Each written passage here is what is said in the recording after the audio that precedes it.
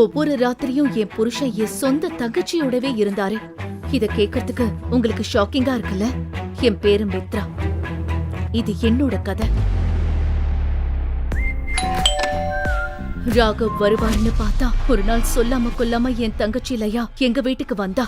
பாருக்கா, உன் கல்யாண வாழ்க்கை எப்படியும் முடிய போகுது. உன் புருஷன் பெரிய வீட்டு பிள்ளையோட குழந்தை இப்போ என் வயித்துல வளருது.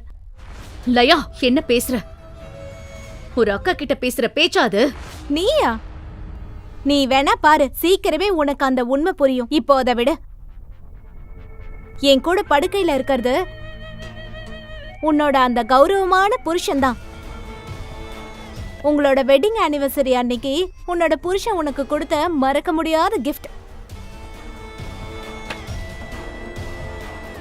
என் எதிரிக்கு கூட கிடைக்க கூடாதுன்னு நினைக்கிறேன் அந்த விவாகரத்து நோட்டீஸ்.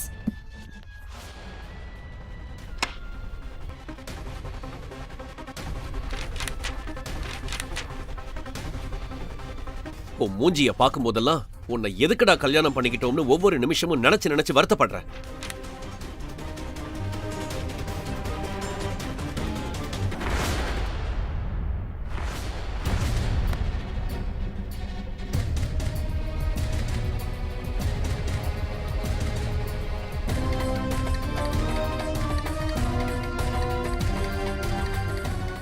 உன்கிட்ட எதிர்பார்த்த அந்த சந்தோஷம் எனக்கு லயா கிட்ட தான் கிடைச்சது.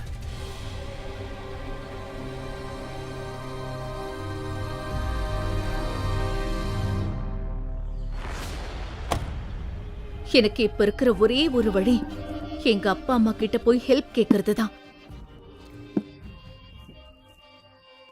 லயா பண்றது தப்புன்னு அவங்க புரிய வைப்பாங்கன்னு நம்பி போனேன்.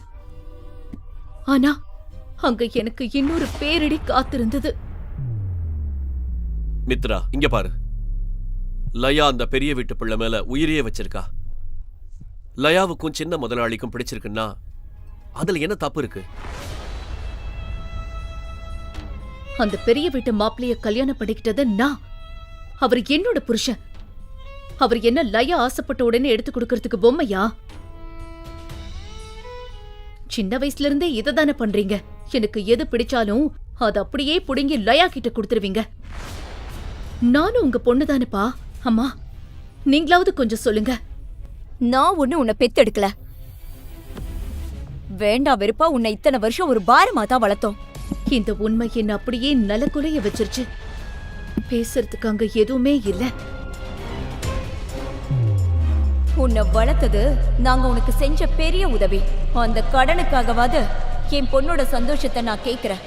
இத்தனை வருஷம் உன்னை சகிச்சதுக்கு எனக்கு ஒரு கைமாறு வேணும்ல. அதனால உன் புருஷன் விஷயத்துல ஒரு முடிவுக்கு வா. வாழ்க்கை நம்மள தூக்கி எறியும் போது யாராவது ஒரு பழைய மனுஷன் நம்மள தேடி வருவாங்க.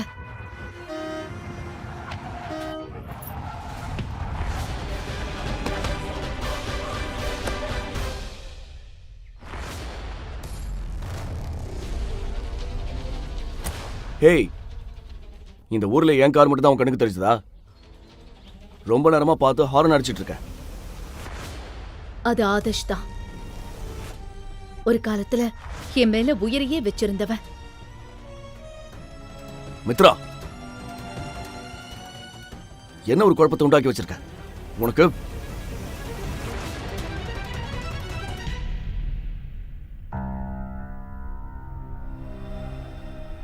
கொஞ்ச நேரம் கழிச்சு கண்ணு முடிச்சு பார்த்தப்போ ஒரு பெரிய பணக்கார வீட்டு ரூம்ல இருந்த.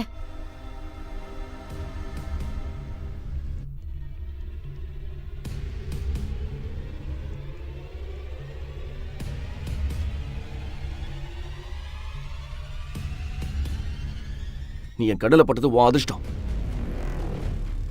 இல்லனா உனக்கு என்ன ஆச்சுன்னே தெரிஞ்சிருக்காது. அவன் மூஞ்சிய பார்த்தப்போ பழைய ஞாபகம்லாம் வந்துச்சு.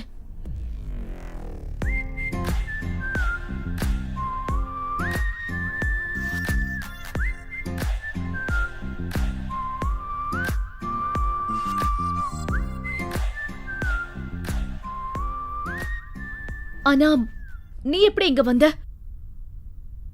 உன்னை இனிமே பார்க்கவே மாட்டேன்னு நினைச்சேன். எனக்கு ஒரு மாதிரி இருக்கு. நான் கிளம்புறேன். அப்புறமா வந்து பார்க்கறேன்.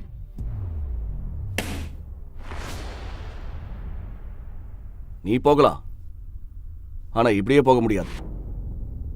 முழுசா ஒரு நாள் கழிச்சு இப்பதான் உனக்கு சுயநினைவே வந்திருக்கு. நான் மட்டும் உன்னை இங்க கூட்டிட்டு வரலன்னா பழி என் மேல விழுந்திருக்கும். முதல்ல உன் மெடிக்கல் செலவு பணத்தை கொடுத்துட்டு அப்புறம் போ.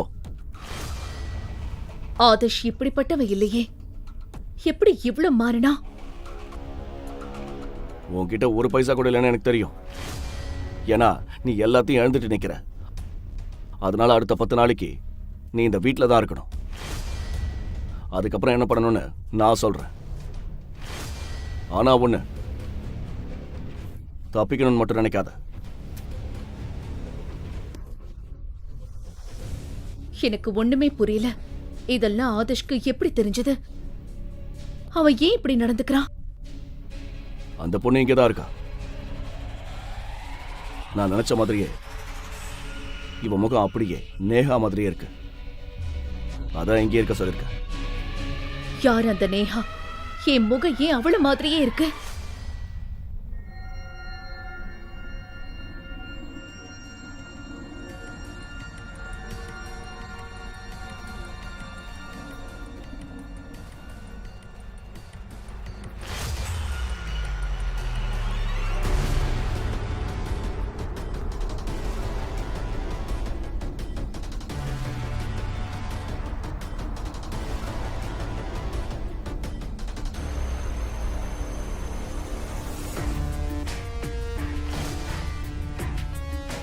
நேஹா,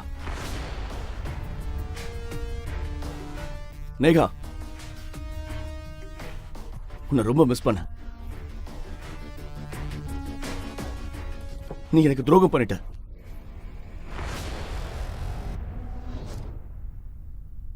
நீ என் கூட இங்க என்ன பண்ணிட்டு இருக்க?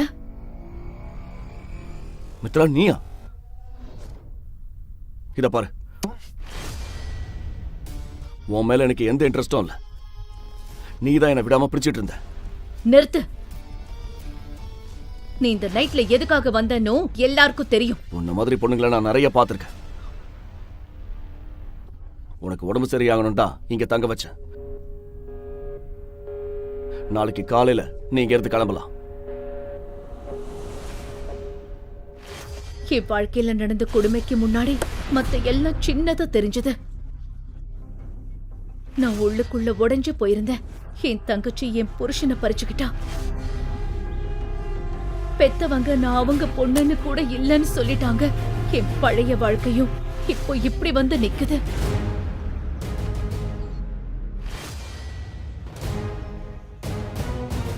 உனக்கு கொஞ்சமாவது வெக்கம் மானம் இருந்தா குடும்பமான முக்கியம்னு நினைச்சா இப்பவே இந்த டிவோர்ஸ் பேப்பர்ல கையெழுத்து போடு.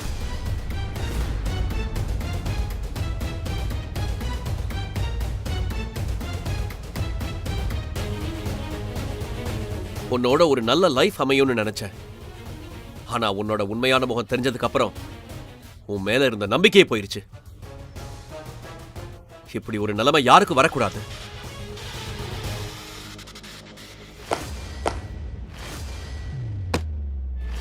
அவங்க என்ன வீட்டை விட்டு வெளியே துரத்தினப்போ என் உலகமே இடிஞ்சு போச்சு.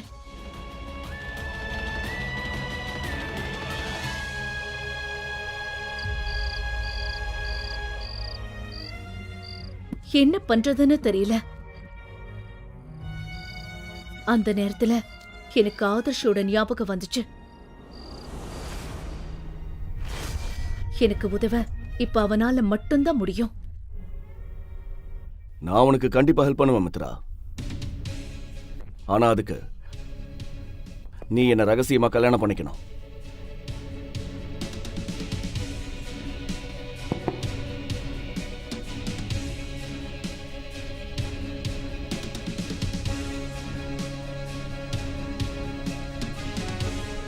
இந்த கல்யாணத்துல நாம புருஷன் பொண்டாட்டியா தான் இருப்போம். ஆனா யாருக்கும் எதுவும் தெரியக்கூடாது. இதுல என்னென்ன கண்டிஷன் இருக்குன்னு இந்த கான்ட்ராக்ட்ல எழுதியிருக்க.